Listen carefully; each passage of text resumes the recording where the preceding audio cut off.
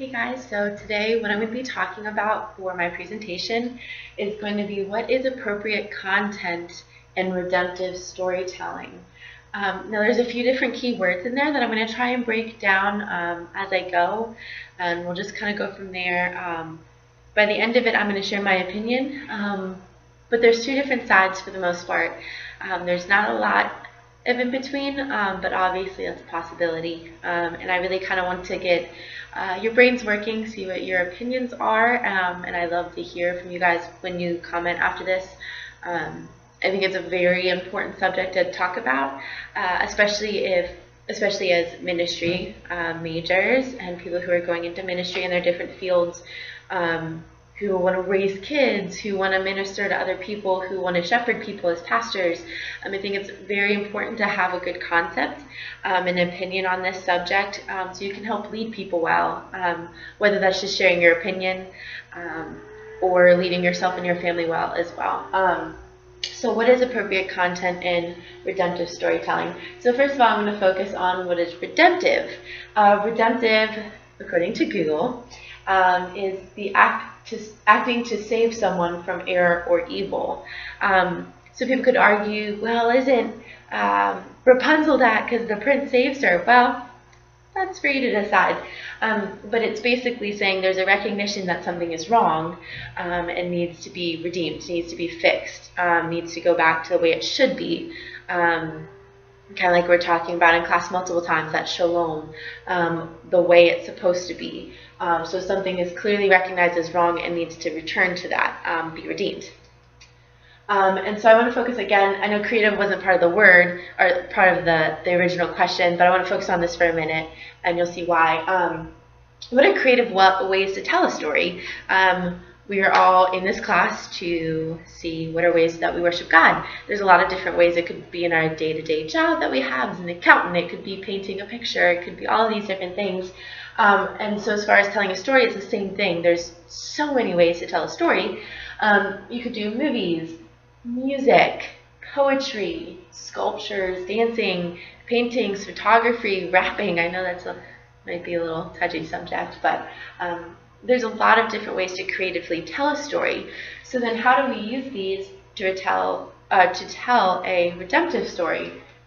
Well, they're the same thing, right? I mean, I have the same list. You could use music, you could use sculptures, movies to creatively tell a redemptive story.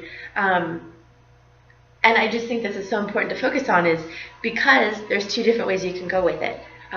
You could do something that is very not redemptive, or not in the way we view redemption. I think every time we hear that word, we automatically think of the story of Christ, right? He redeemed us all from our sin. But there's other forms of redemption too, I would think. Our goal here is to tell the truth as believers. It's something that we study a lot. If you've ever taken Intro to Worship Arts, we really, really break this apart and study what it's like to tell the truth. Can you do it in a secular way? Can you do it in a Christian way? Like, how do you tell the truth? And all of these you can do that with, creatively too, not just in a boring way. Creatively doing this. But can you creatively do something and do it creatively and redemptively? Is it the same thing? Well, no and yes. You can go two different ways, like I was saying before, but at the same time, you can use those same avenues to do the same thing. Tell a story. It's just a matter of how you tell the story. What is redemptive to that individual that's trying to tell a redemptive story? It could be, oh, it's redemptive because of such and such a way, or because Jesus died for us. You know, it really is dependent on the individual that is portraying the story, telling the story. So I asked a few different people within WPA. Of course, it might be, I thought I'd get a little bit more mixture on answers, but actually a lot of it rang similar. So I kind of paraphrased what a lot of people were saying the same thing of, is there isn't a whole lot of that's off limits in what is appropriate content in storytelling. There's not a whole off limits. They said, if not for the sake of conformity, it's your responsibility as a Christian storyteller to convey the truth which is the key word there that I was talking about earlier, the truth, in a way that is understandable without drawing away from the truth. I think a lot of these different creative ways of telling a story can kind of say, well, we want to hit on this touchy subject, but we're just going to shy a little bit away from the complete truth. We're just going to use the bits and pieces that'll convince people to watch the movie, to look at my painting, to listen to my music, to see what I've sculpted, fill in the blank, because it might be more desirable to people to take from that storytelling if they shy away from the truth a little bit. So a lot of what people focused on is there's not a whole lot we can't talk about and tell a story of. I mean, we all have stories. The Lord's given us a story and a past for a reason. And He's given us scripture, which, don't misunderstand me, it is a book of stories. It's history. The story of Jesus, the story of Paul, the story of Adam and Eve, the story. So it's really how we take those stories and convey them. But what the majority of them were saying was, don't shy away from the truth. The truth is the most important part of the story. That's the appropriate content that needs to be in there, is the truth. I grew up in an environment back home in Virginia that would probably take, they wouldn't outwardly say it, but it's definitely in ways that they act, in the way that they respond to things and react, that they would probably answer this question, well, rapping, are you kidding me? That is so sinful. Like, how dare you? You should really be more careful about what you're painting or drawing, or how you say something, or how you portray something. I remember a couple years back, some friends of mine and I went to one of their friends' house, and we watched a Christian movie. I mean, it was based on the book of Song of Solomon. And at first, I think we were a little uncomfortable, but we were uncomfortable with what they were saying and how they were reading scripture and narrating the story. They were reading scripture, so why does it make us uncomfortable? And we had to really get to the realization and remember that this is scripture. This is something that the Lord's given us.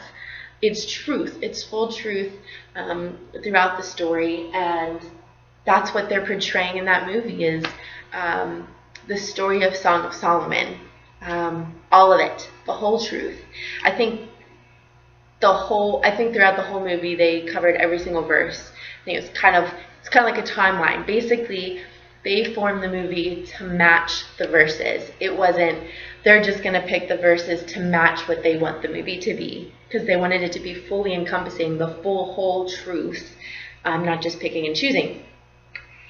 But there's still believers who would say, and I mean they have their reasons, that would say, everything should really be rated G. Everything should be appropriate for children. We should not have any sexual references. We should not have any cursing. We should not have any of this. And like I mentioned before with the Intro to Worship Arts, one of the things I wrestled with is somebody had used the example of, well, if you're making a movie, for example, or a play about being on a Navy ship, and there's zero cursing whatsoever, are you really portraying the whole truth?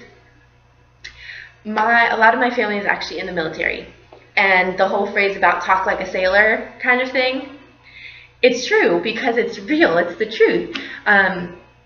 They curse probably every other word, if that, if not more. So if I were making a movie about Navy men on a naval ship, and all they did was talk like, oh, my day was great, this was wonderful, you're so amazing, and just being super encouraging, and just, it's not realistic. Am I really telling the truth? So that's something to think about. So you have both sides. You have there's not anything really that's off limits when telling a story in whatever way you decide to do it. Just don't shy away from the truth. You have the other side, like, obviously tell the truth, but, filter it. So then I want you guys to be kind of thinking about that, like, what would a filter look like in truth-telling? I'm going to keep this up here and then continue on, but I read an article that's called The Redemptive Quality of a Story. And the author, forgive me if I say this wrong, Flannery O'Connor, really encompasses the way I kind of view this very well. The author says, when you write a story, you only have to write one story. But there will always be people who will refuse to read the story you have written. When Martin Luther King Jr. was speaking, he was passionate about what he was speaking about, social justice. There was social injustice that he wanted social justice for. He spoke. What a lot of people nowadays don't realize, even though it's 50 years ago, is a lot of people hated him. But he made a difference because he told his story. He told others' story. He said, this is what is wrong and this is what needs to be fixed. He told a redemptive story. You hear the you hear the speech about, I have a dream. He wasn't pushing everything that was bad and bad and bad and bad. He was saying, hey, look, I have a dream that this will be happening. So there's this understanding that, well, that's not happening, so this must be happening. This is what's bad. And he very well, I guess some people would say, filtered his story in a way that, well, I don't know if I like that, but I think you understand. Filtered his story in the way that was redemptive. He passed away and was murdered, but his story moved on because he shared his story with a redemptive nature. Here's what's wrong, here's what needs to be fixed. That's exactly what they do. But people still hated him. There was always going to be people that disagreed and didn't want to listen to his story. No matter how well you filter your movies or your music and all of these things, and obviously do it according to Scripture, but if you're sharing a truth, if you're telling a truth, a redemptive truth, don't shy away from it. Make it the whole truth, not what everybody else wants. Of course, like I mentioned a minute ago, make sure it lines up with Scripture and make sure it's biblical truth.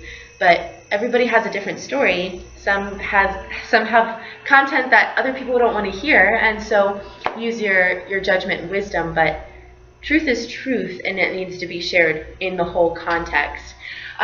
So that's my opinion. I guess my opinion is that there really isn't a whole lot off limits. Don't ever shy away from the truth. The truth is so important. That's the appropriate content. There will never be a whole list of here's what you need to see. But also use your judgment. You know, if you're showing a group of kids, you know, a war movie, it might be sharing the whole truth and nothing but the truth, but it's probably not wise. So just use your judgment. And just remember that the truth, I've probably said it 100 times in this 12-minute presentation, but the truth is the appropriate content. The truth is what's necessary. It needs to be the whole truth. And that's how you'll get your appropriate content for your redemptive storytelling. That's the other key, is it should be redemptive, but also understanding that not every story is perfect either. So use your judgment and stick to the truth. That's all you need to know. Thank you.